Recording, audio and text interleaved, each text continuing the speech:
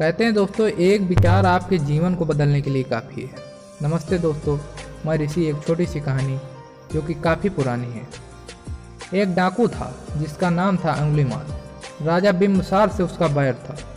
उसने इस बैर की वजह से 1000 लोगों को मारने की प्रतिज्ञा की कि मैं 1000 लोगों को मार दूंगा, ऐसी प्रतिज्ञा करता हूँ।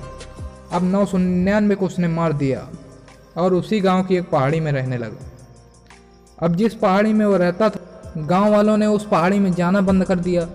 बड़े बड़े बोर्ड लगाए गए जिसमें लिखा था, इस पहाड़ी में जाना निषेध है, यहाँ अंगुलीमाल रहता है। कहते हैं कभी कभी अंगुलीमाल की माँ उससे मिलने जाया करती थी, लेकिन जब उसने 999 को मार दिया तो उसकी माँ ने भी जाना बंद कर दिया कि कहीं अपनी प्रतिज्ञा पूरी करने के लिए मुझे ही ना मार दे। माँ ने भी जाना बंद कर दिया।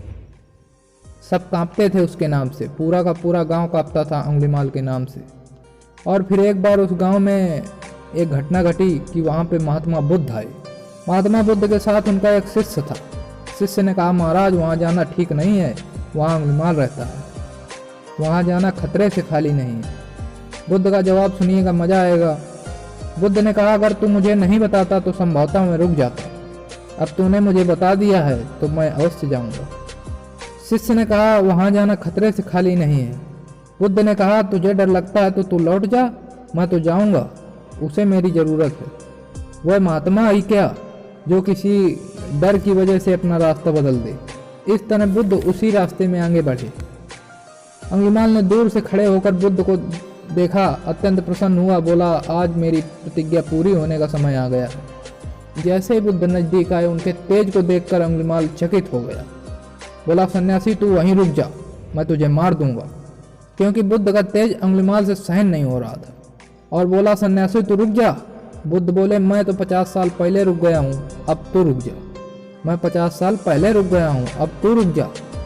इतना कहते कहते बुद्ध अंगुलीमाल के बिल्कुल सामने जाकर खड़े हो गए। उसने बोला, सन्यासी तू लौट जा, मैं तुम्हें मार दूंगा।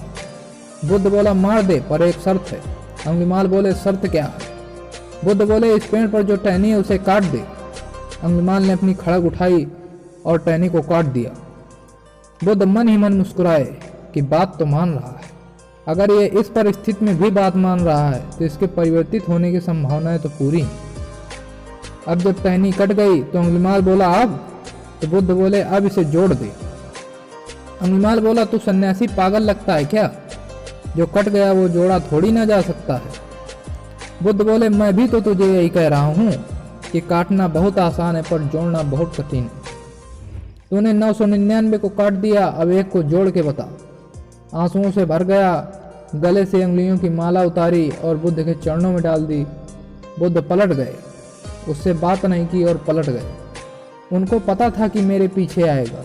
अंगुलीमाल बुद्ध के पीछे बुद्धम शरणम गच्छामि कहता हुआ बुद्ध के पीछे चल पड़ा।